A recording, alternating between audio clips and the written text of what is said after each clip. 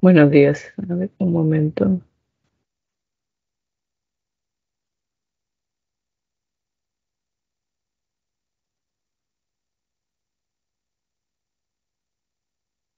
Todos pueden ver mi pantalla, ¿no es cierto? Sí, profesora. Ya, genial. Bien, hasta la semana anterior hemos visto filosofía contemporánea y ahora nos corresponde la semana número 5 de filosofía, que sobre todo es filosofía latinoamericana y peruana, ¿no es cierto? Si en algún momento, por favor, no se me escucha bien, me lo hacen saber para ver si es que es la conexión o qué. ¿Ya? A ver, en filosofía latinoamericana y peruana tenemos dos problemas centrales. El primer problema es el problema del origen, ¿no? Es decir, si aquello que llamamos filosofía peruana y latinoamericana surge o no antes de la llegada de los españoles. Es un problema que se genera todavía hasta ahora, que muchas personas todavía debaten sobre eso, pero la postura que más se acuerda es que la filosofía surge después de la llegada de los españoles.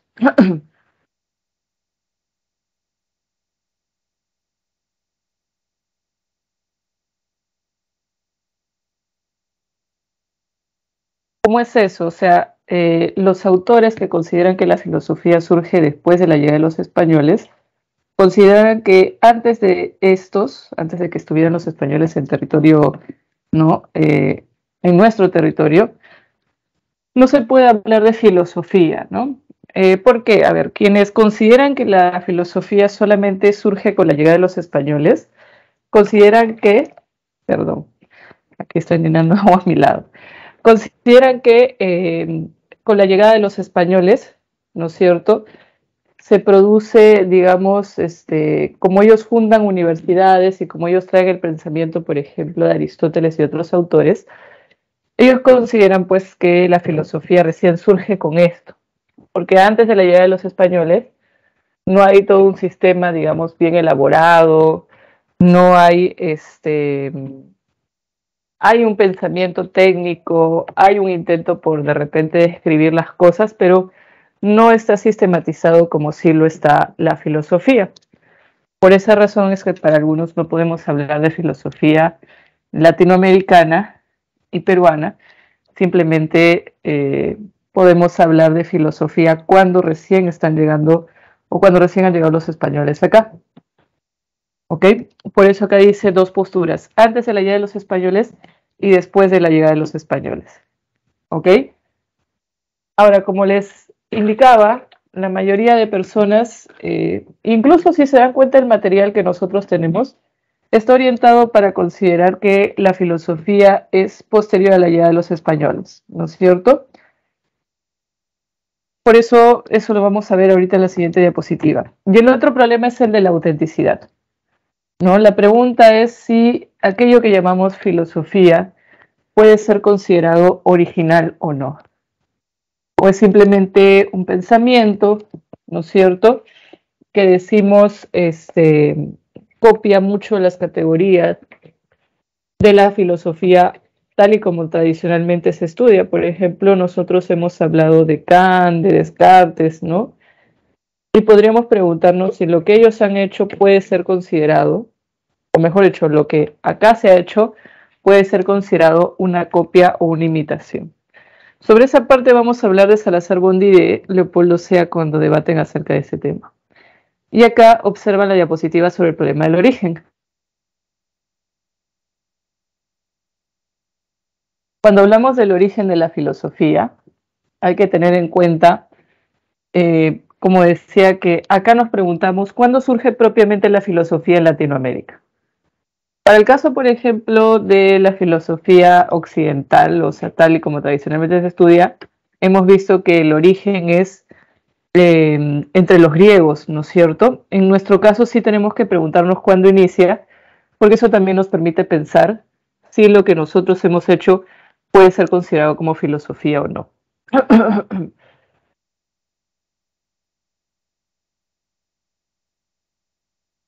Entonces, por ejemplo, se considera que antes de la llegada de los españoles no hay filosofía y lo que hay son mitos, ¿no es cierto? Hay conocimiento técnico, pero eso no se puede llamar filosofía, ¿ok? ¿Cómo es eso? Por ejemplo, en diversas culturas han habido mitos para poder explicar el origen, ¿no es cierto?, de por qué, por ejemplo, esa civilización se fundó ahí o no. En el caso, por ejemplo, de la cultura griega, ellos tenían diferentes mitos, ¿no es cierto? Y también les permitían eh, explicar diversos aspectos de la realidad. Pero una vez que surge la filosofía, los mitos son dejados de lado. Eso es justamente lo que se cuestiona cuando se habla de la etapa prefilosófica, que antes de la llegada de los españoles no teníamos propiamente un conocimiento filosófico. Y la etapa filosófica iniciaría con la llegada de los españoles, porque ellos van a fundar universidades, por ejemplo, y van a difundir lo que en ese momento se sostenía en filosofía. Por ejemplo, tomemos en cuenta, buenos días, Rosemary, ¿no? Por ejemplo, tomemos en cuenta lo dicho por, perdón, Aristóteles o Platón, ¿no? Estas ideas a nosotros no nos llegan de primera, digamos, desde el primer momento y de primera mano, sino que en el caso de nosotros, escuchamos de estos autores a partir de sus traductores, ¿no es cierto? Y también es importante la fundación de universidades porque van a ser en ellas donde se enseñe, ¿no es cierto?, por ejemplo, la filosofía medieval, la etapa aristotélica, ¿ok? Por eso me voy a la siguiente diapositiva. De nuevo, la clasificación que nosotros manejamos es que la filosofía surge con la llegada de los españoles. Escolástica es una etapa de la filosofía medieval que es posterior a la patrística. En la escolástica se debate acerca, en nuestro caso, acerca de la humanidad del indígena, ¿no? Se preguntan, ¿está bien cómo se les ha venido tratando o no está bien? Ese va a ser el debate central, ¿ok? Disculpen un momento que acá están haciendo, van a hacer bulla. Un momento.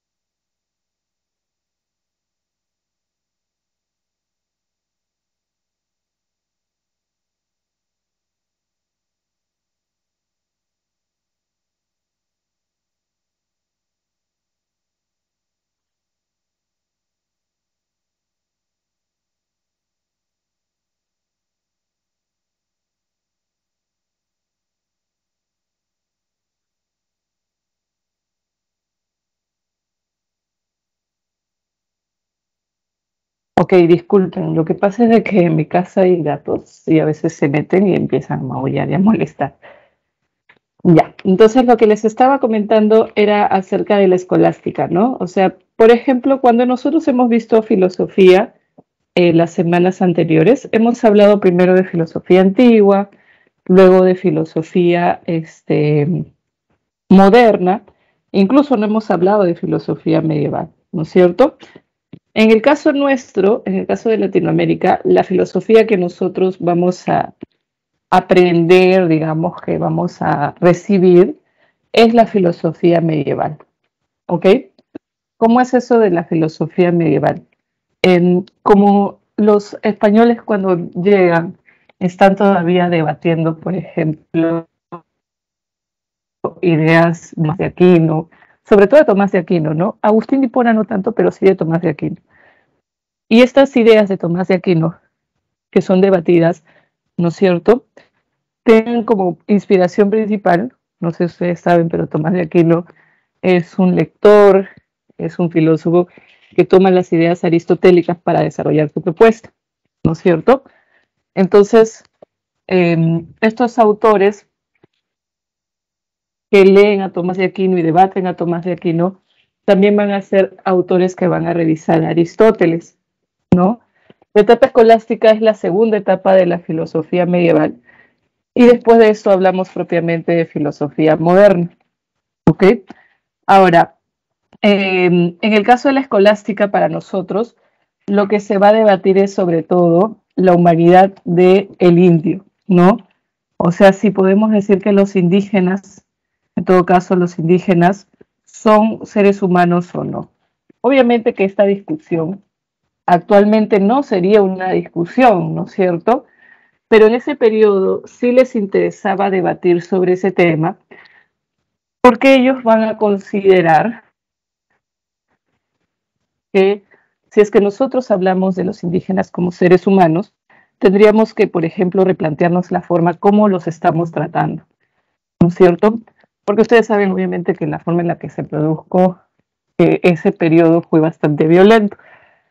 En ese debate se encuentra lo que le llaman la disputa de Valladolid, por el lugar donde se produce, o también le llaman la disputa de las casas y Sepúlveda, ¿no? Son dos formas de referirse a lo mismo, ¿ok? En el caso de las casas, su propuesta va a ser que cuando hablamos del indígena, ellos sí son seres humanos y son capaces de entender, ¿no es cierto?, la Biblia, la evangelización, y que por lo tanto la forma como se les venía tratando no era la adecuada, ¿ok?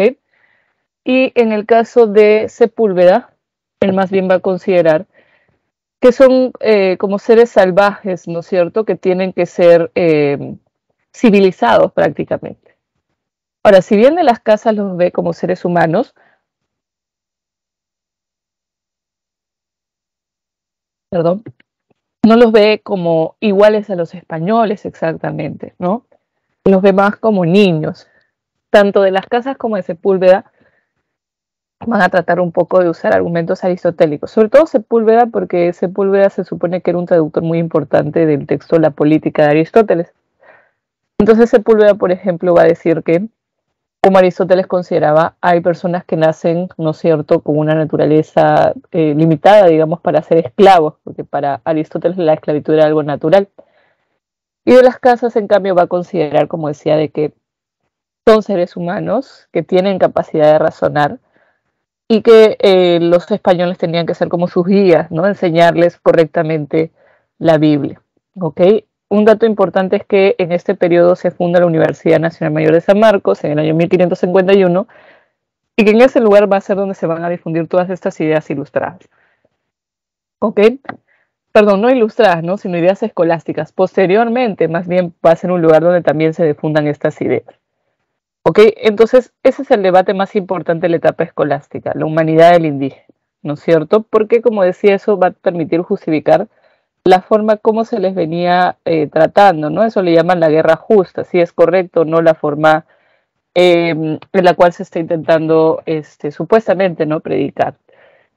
Y en el caso de la ilustración es un periodo posterior, es como decir la modernidad, ¿no es cierto? La ilustración es un periodo para nosotros que va desde el siglo XVIII hasta, como dice ahí, hasta el primer tercio del siglo XIX, ¿no? Acá en la diapositiva sí dice 1830 exactamente. Entonces, es como si llegaran las ideas modernas ¿no?, hacia acá, hacia Latinoamérica. Entonces, se va a hablar, por ejemplo, de empirismo, se va a hablar de la ciencia, un nuevo ideal de las ciencias. Y tengan en cuenta que la ilustración siempre se entendía como una intención de iluminar con la razón lo que en la época medieval, en este caso para nosotros la época escolástica, no había dejado, ¿no es cierto?, avanzar. La ilustración en el caso de Francia produce la ilustración francesa. En nuestro caso, la ilustración produce el proceso de independencia, ¿no es cierto? Y ese proceso de independencia se logra gracias a que se difunden ideas de libertad, de independencia, se promueve la necesidad de progresar, ¿no? Porque la ilustración exalta mucho el progreso, cree que eso es lo más importante también, una de las cosas más importantes. En nuestro caso, entonces, la ilustración va a servir para posicionar la independencia política de América, ¿no? Hay que buscar la independencia. Otros datos que se mencionan en el material es que en 1767 se expulsa a los jesuitas. A nosotros nos interesa eso para filosofía porque la salida de los jesuitas va a implicar de que ya no van a tener los jesuitas, ellos difundían, ¿no es cierto?, las ideas escolásticas. Entonces, al ya no estar los jesuitas y ya no difundir, ya no tener cómo difundir sus ideas escolásticas, los ilustrados van a tener ese vacío, ¿no?, en el ámbito educativo. Y por eso que cuando se funda el Convictorio de San Carlos en 1770, esto se va a cubrir ese vacío que dejaron, ¿no es cierto?, los jesuitas, ¿no? En nuestro caso, las ideas ilustradas promueven el progreso, la independencia y, como decía, también las ideas, por ejemplo, empiristas. Obviamente también es de Descartes en algún momento porque, como decía, es como la llegada de la modernidad para nosotros. Los representantes que ustedes van a ubicar en el material de la ilustración son los que normalmente en el curso de historia se nos presentan como los próceres, los precursores de la independencia, ¿no? Tenemos a Hipólito Unanue, ¿ok?, que, como dice en el material, es uno de los que funda la Sociedad Amantes del País. Es muy importante, me parece, que en el ámbito de la medicina, ¿no? Y tenemos a otros autores, por ejemplo, Juan Pablo Vizcardo y Guzmán, seguramente he escuchado esa carta a los españoles americanos, o Toribio Rodríguez de Mendoza, que le llamaban el Bacon peruano. Bacon es un filósofo de la época moderna que habla de la importancia del método científico. Entonces, las ideas ilustradas para nosotros son importantes porque en este periodo ilustrado, además de hablar de empirismo, hablar de independencia, libertad, de Descartes y todo lo que implica la modernidad, en nuestro caso se posiciona, como decía, el tema de la independencia política de América, ¿no? Va a ser algo que ellos van a buscar. ¿Ok? Luego de eso, desde el 1830 a 1880 se produce lo que llamamos el periodo del romanticismo. Ok, sobre el periodo del romanticismo hay que tener en cuenta algo. En esta etapa, para nosotros es un tema netamente político. ¿Okay? Es un tema netamente político. Porque después de lograr la independencia, ¿no es cierto?, lo que se preguntaban, digamos, los intelectuales, ¿no?, lo que se preguntaban era, ¿no?, ¿y ahora qué debemos de hacer? ¿Cuál debe ser la forma en la cual nos vamos a gobernar? Le llaman a ese problema la preocupación por el destino de América, y como digo, tiene que ver con, ¿y ahora qué vamos a hacer, no? ¿Qué forma de gobierno vamos a tener? Ahí se produce la disputa entre los conservadores y los liberales. Por los conservadores tenemos a Bartolomé Herrera, ¿ya? Curiosamente, como dije, en el periodo ilustrado, el Convictorio de San Carlos se vuelve un lugar donde se van a difundir estas ideas ilustradas, pero en esta etapa del romanticismo va a ser un lugar donde Bartolomé Herrera va a difundir las ideas conservadoras.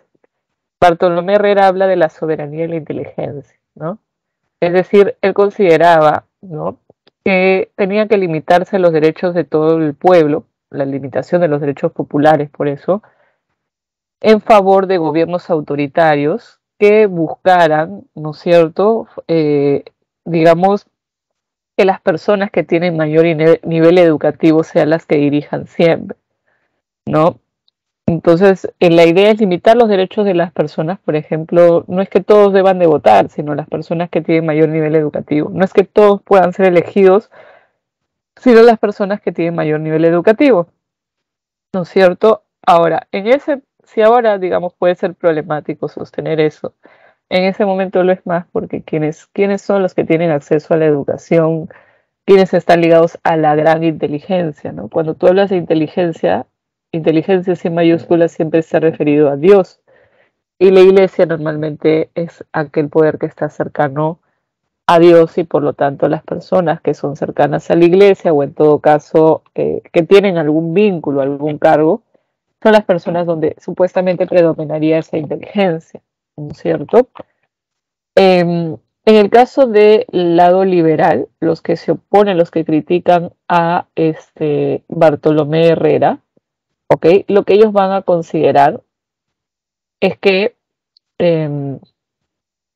no se puede limitar los derechos populares para favorecer a un grupo determinado de personas, ¿no es cierto? Y por eso es de que ellos más bien van a considerar que es muy importante garantizar los derechos populares, ¿no? Que todas las personas puedan tener esos derechos, esas mismas garantías para participar en la vida política, tanto como alguien que se supone tiene mayor nivel educativo, ¿no es cierto?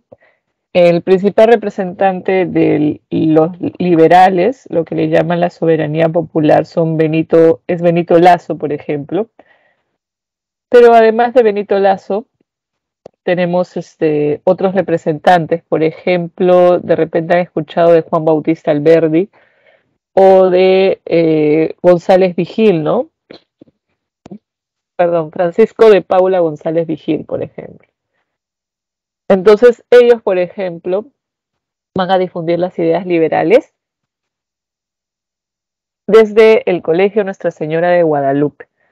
Porque, bueno, como dijimos, el Convictorio de San Carlos fue un lugar muy importante para difundir las ideas propias de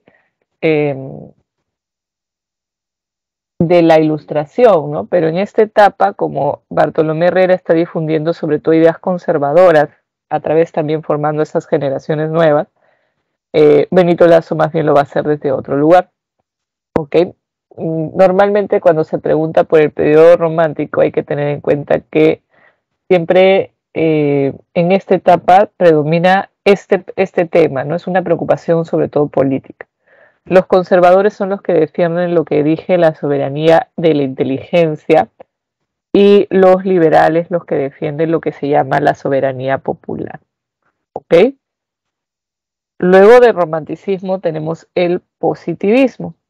Y en el caso del positivismo, recuerden ustedes que los positivistas, que ya lo hemos visto, difunden la idea de que la ciencia es importante para el progreso, el rechazo por la metafísica y también por la religión, ¿no es cierto? Comte rechaza las religiones, aunque funda curiosamente una religión positiva sin una deidad, sin ese plano metafísico, pero sí, de por sí rechaza, ¿no es cierto?, todas esas, normalmente la religión y la metafísica, porque los considera que no te habla de hechos, ¿no? Recuerden que los positivistas consideran que el conocimiento, lo útil, es cuando hablamos de hechos.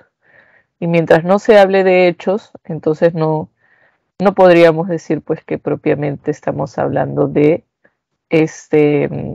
conocimiento, ¿no? Entonces, ellos acá en el material se ha colocado, busca la emancipación mental del ser humano frente a la teología. La teología es algo que ellos rechazan porque obviamente ustedes saben que la teología es un estudio de Dios, de la religión, de los principios de repente de una religión, ¿no? Ellos rechazan eso porque para ellos eso no es ciencia, no es conocimiento propiamente. ¿Se promueve la ciencia y confían plenamente en el progreso? Sí, ¿no es cierto? Ustedes saben que después de la Guerra del Pacífico, la situación en la cual se encontraba, por ejemplo, Perú es una situación bastante complicada, ¿no? Bastante penosa. Y entonces lo que van a proponer estos autores es que gracias a la ciencia vamos a poder progresar y vamos a poder salir de esta situación. Los positivistas se dividen en positivistas universitarios y no universitarios. El único que es positivista no universitario es Manuel González Prada. Deliberadamente él decide, ¿no? Él no quería tener una cercanía con la universidad. Es muy crítico con la clase social con la clase política de su época.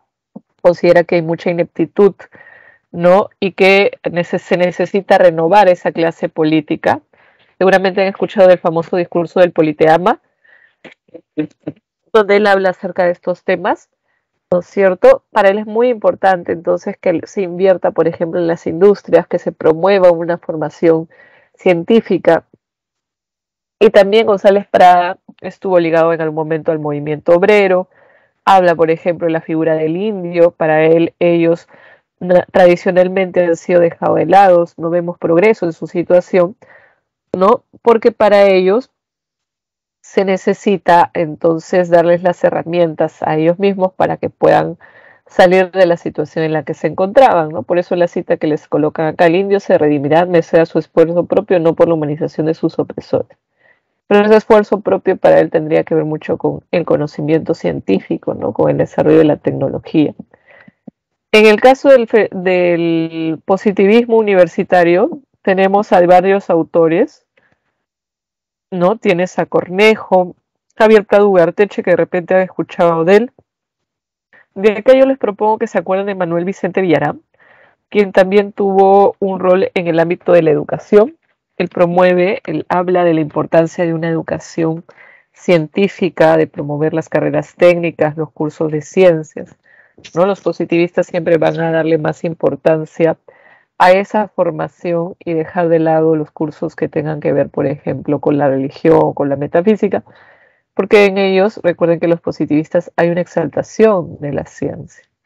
En nuestro caso, el positivista que influye es Comte, pero también hay un filósofo que se llama Spencer, que es un filósofo, ¿no es cierto?, positivista, que también él también, por ejemplo, consideraba que cuando hablamos de sociedades podemos hablar de progresos o evolución de las sociedades, como que hay sociedades que han progresado más que otras o evolucionado más que otras. Y esto se debe a cómo se promueve el conocimiento científico, ¿no? El avance científico. Ok, acá en la siguiente diapositiva pueden ver algunas fotos, imágenes: Bartolomé de las Casas y Sepúlveda del periodo escolástico, Vizcardo y Guzmán y Rodríguez de Mendoza. Rodríguez de Mendoza, como les dije, le consideraban el Bacon peruano. Son del periodo ilustrado. Benito Lazo y Bartolomé Herrera de este periodo romanticismo. Y González Prada del periodo positivista. ¿Ok? ¿Hasta ahí hay alguna consulta, chicos, chicas? ¿Todo claro?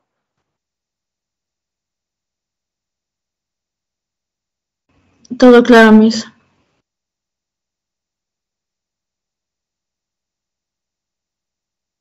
Bueno, para su compañera está claro, para los demás también espero, ¿no?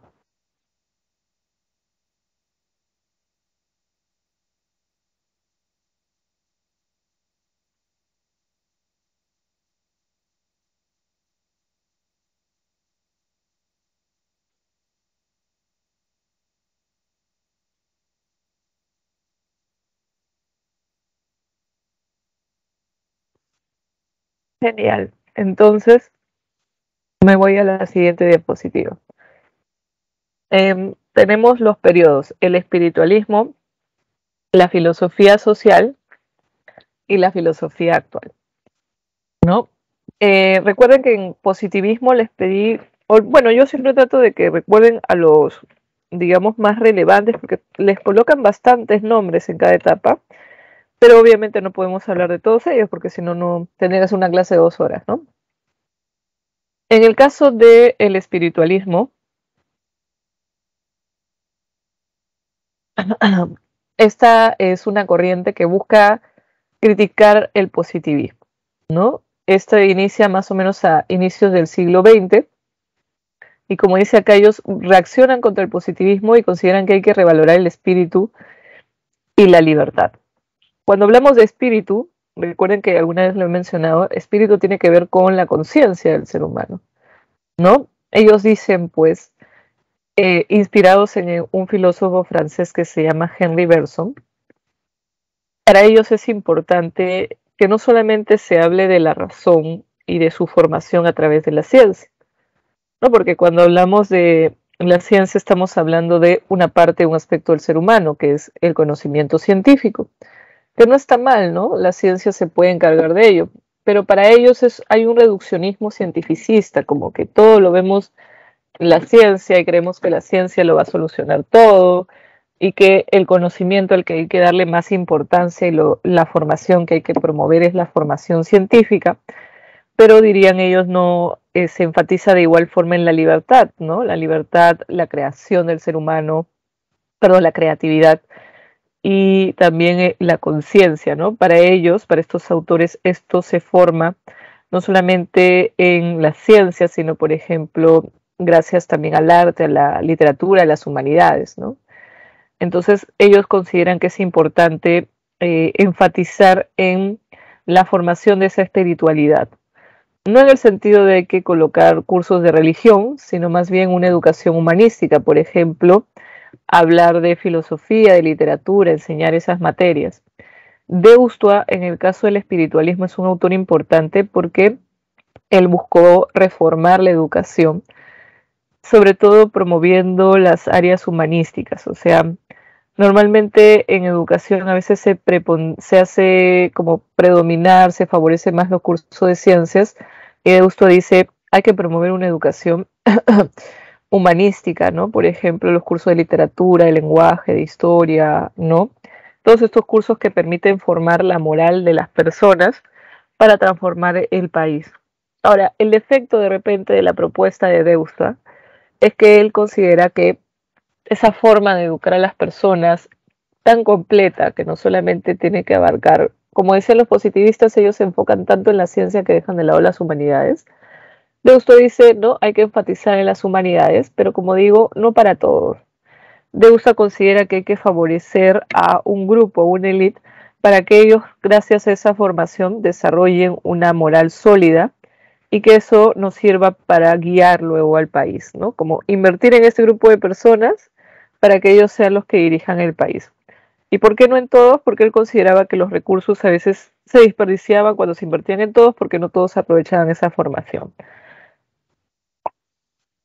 ¿Ok? Entre otros representantes, por ejemplo, Víctor Andrés Belaúnde, que de repente han escuchado, o José de la Ribagüero, seguramente que sí. Otro que les propongo que se acuerden de esta etapa es a Mariano Iberico. Mariano Iberico es un filósofo peruano que también, bueno, casi todos estos autores están muy ligados a San Marcos, por ejemplo. En el caso de Mariano Iberico, él, por ejemplo, tiene una tesis, escribe una tesis sobre Henry Bergson, y Bergson le responde, ¿no? Le contesta con una carta y lo felicita por la tesis que había realizado. Pues Iberico también es un autor importante en lo que es filosofía peruana, ¿no? Para la etapa del espiritualismo.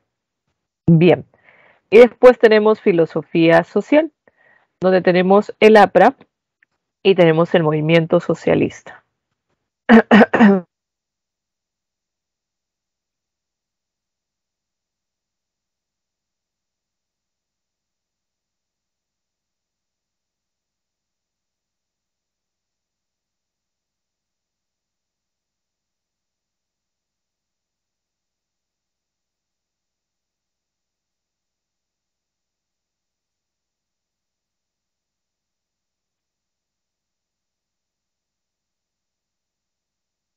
A ver, en el caso de, lo he colocado en el chat.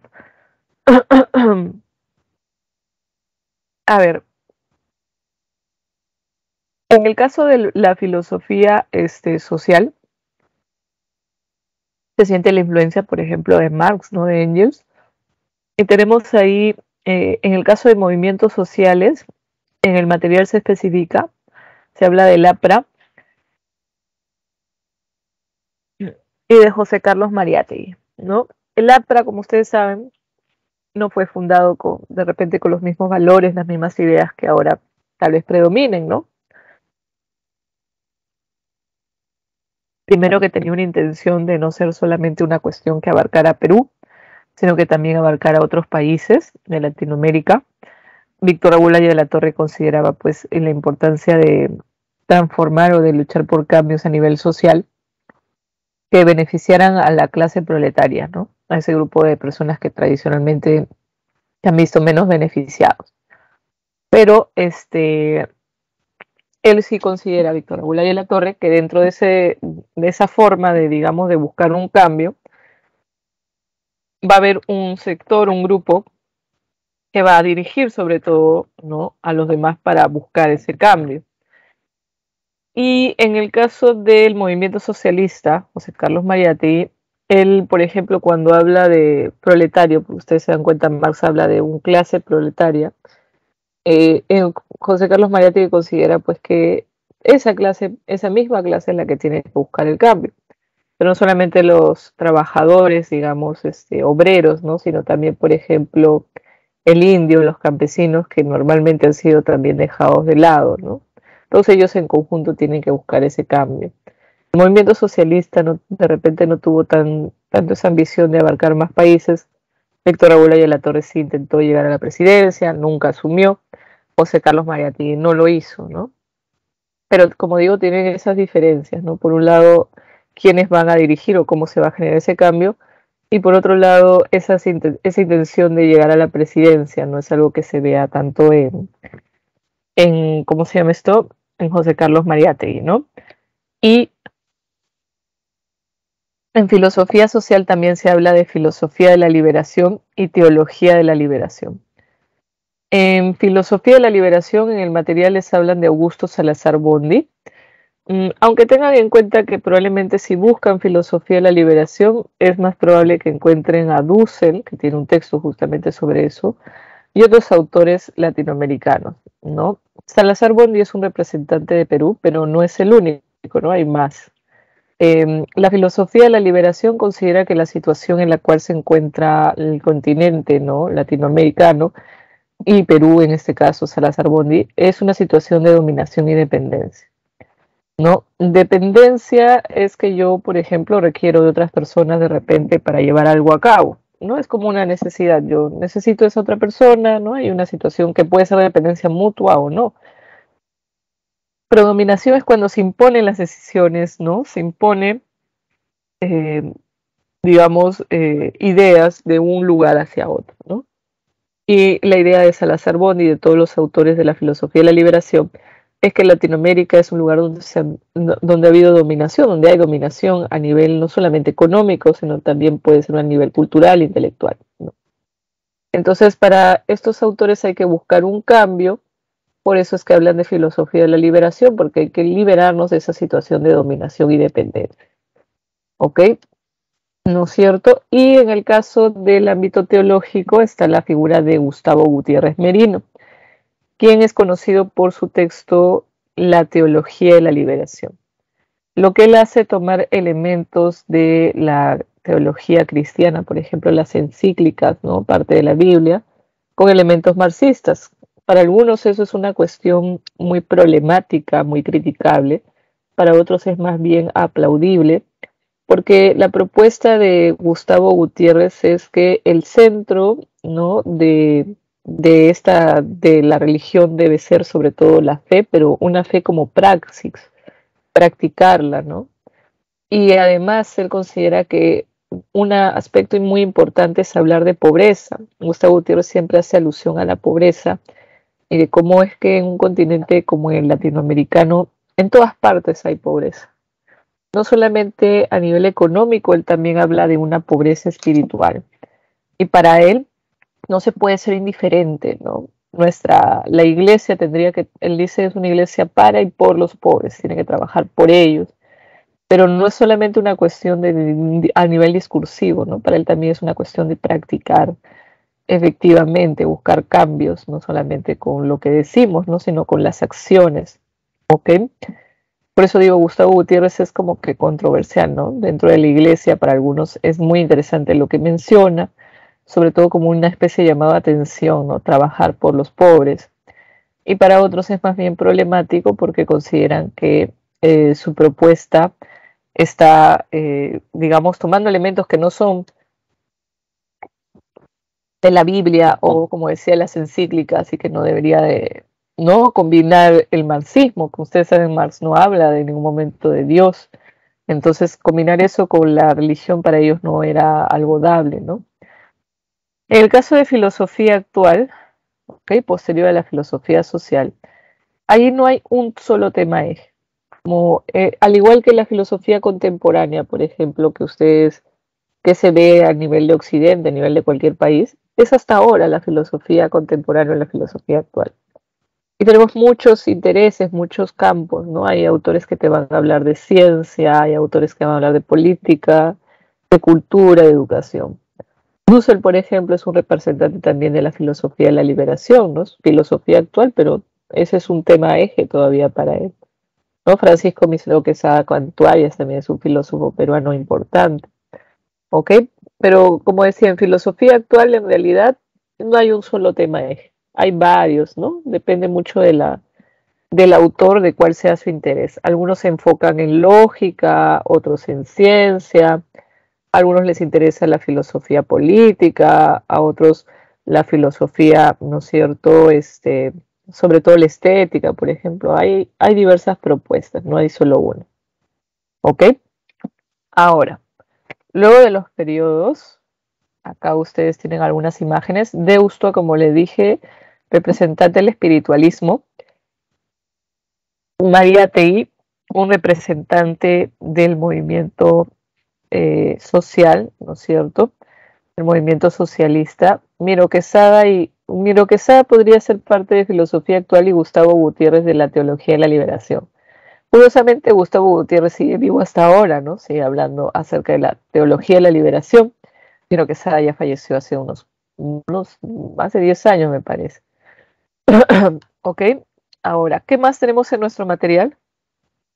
Ah, ¿quieres tomarle una foto, Sebastián? Aquí está. Bien, ahora voy más adelante, ¿ya? Nuevamente me voy al problema de la autenticidad. De nada, de nada. Perdón.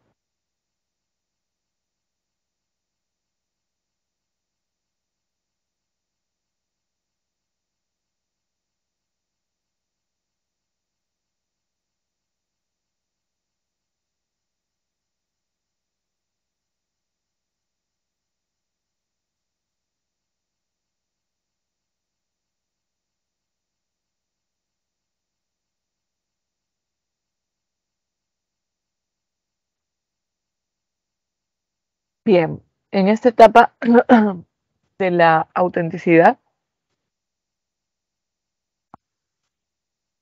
tenemos a Salazar Bondi y a Leopoldo Sea, ¿ya? Como les decía, un problema que hasta ahora a veces se plantea en, en los congresos nacionales de filosofía, por ejemplo. Acá en Perú tenemos nuestro Congreso Nacional de Filosofía. Es, ¿no? Si lo que estamos diciendo, lo que estamos haciendo acá en Latinoamérica, en Perú, puede ser considerado como original, auténtico, propio, ¿no? Bondi, por ejemplo, Augusto Salazar Bondi, es un filósofo muy importante para San Marcos, ¿ya? Un autor que habla de filosofía de la educación, en algún momento se ve su influencia existencialista, en otros se ve su influencia marxista, ¿no? Pero es un autor muy importante para nosotros, ¿ya?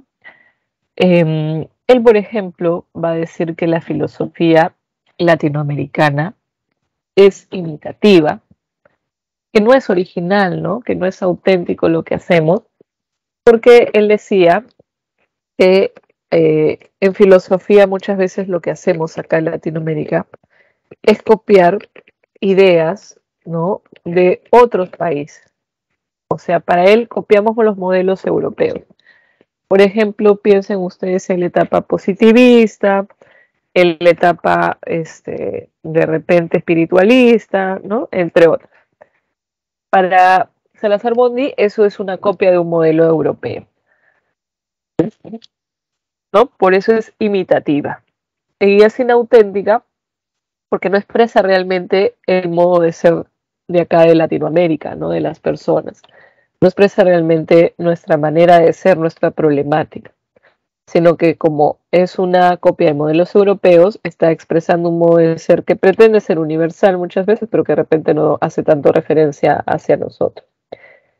Y bueno, luego también dice alienada, ¿no? El término alienación en filosofía, para la mayoría de autores que lo emplean, tiene una connotación negativa, ¿no? La alienación es un momento en el cual una persona, digamos, pierde autenticidad, pierde su propia, se enajena, ¿no? La alienación hace referencia a la enajenación, tiene que ver con una pérdida de sí mismo, de libertad de repente incluso.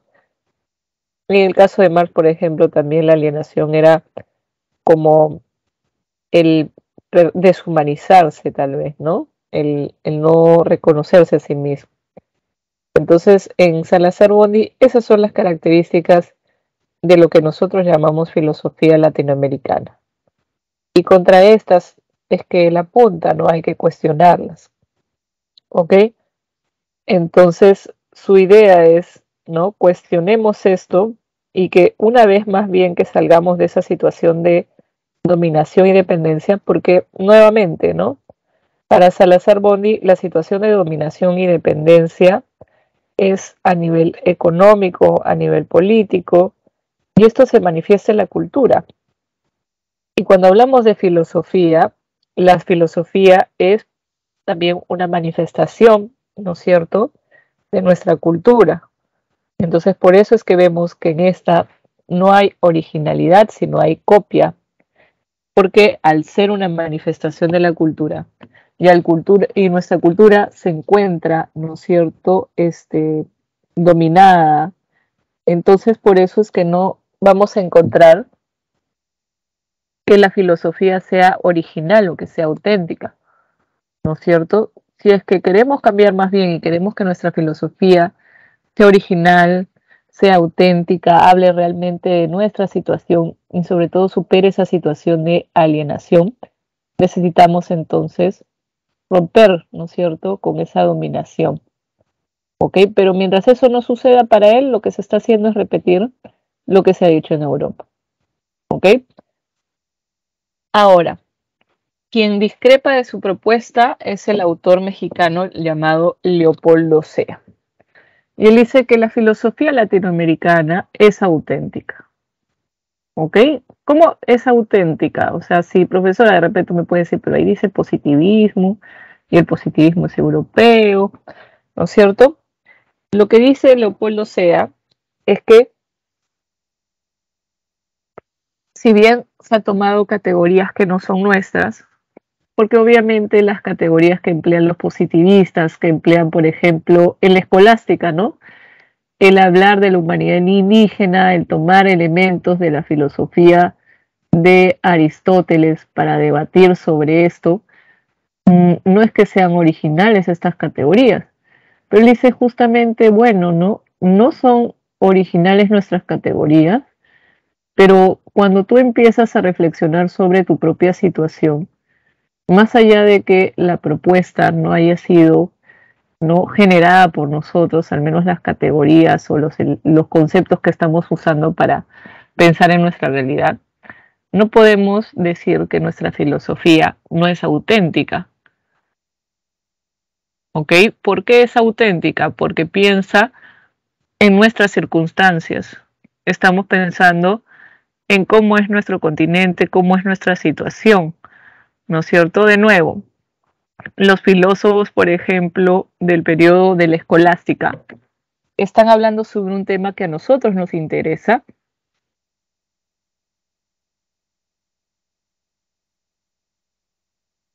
y que intentan ellos resolver de repente a partir de conceptos que no han inventado, pero que les permiten pensar en su propia situación, ¿no? Que les permiten pensar en Latinoamérica. Entonces, claro, no va a ser original al 100%. Me refiero a que original al 100% no como que lo que decimos no es distinto o que no estamos pensando en nuestra situación.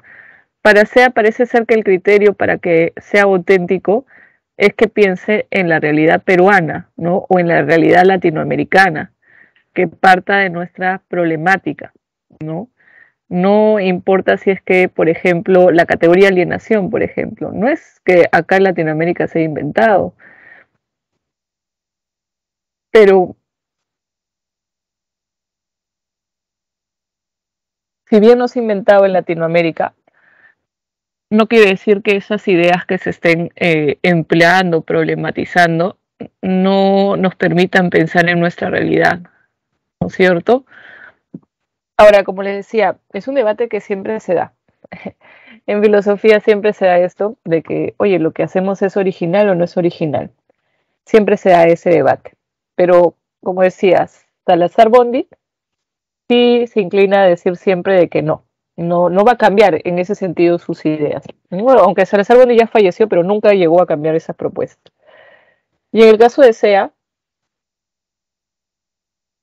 siempre va a permanecer con la idea de que lo que nosotros hacemos sí puede ser considerado auténtico, siempre y cuando, porque obviamente tampoco es todo lo que se haya dicho o hecho acá en Latinoamérica es original o es auténtico porque sí, sino que lo es siempre y cuando reflexione sobre nuestra situación. En ese sentido sí podemos decir que la filosofía es auténtica. Pero de nuevo, siempre y cuando haga eso, no es que cualquier persona que hable acá en Perú de filosofía, ya, es auténtico. Depende, ¿no? Depende de ese criterio. ¿Ok? Bien, les voy a colocar las claves a compartir. Aquí están. No sé si hay alguna pregunta sobre esta última parte de lo que hemos estado mencionando.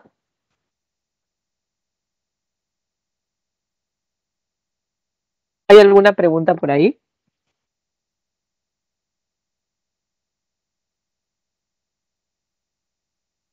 ¿O todo claro? Todo claro, Miss. Todo claro, Miss. Todo claro, profesora. Ok. Ya. Genial. Entonces, si todo está claro, ya les copié las claves en el chat. Perdón, estoy con la alergia para variar. Entonces, solamente apunten las claves. Las preguntas son fáciles y la lectura me parece que es de José Carlos Mariátegui. No es tampoco una lectura complicada. Me parece que ya a partir de la próxima semana empezamos con disciplinas filosóficas. ¿Ok? Hasta ahí entonces sería la sesión de ahora y nos estaríamos viendo el próximo martes, entonces a las 15. Chao, chao, chicos, chicas. Goodbye.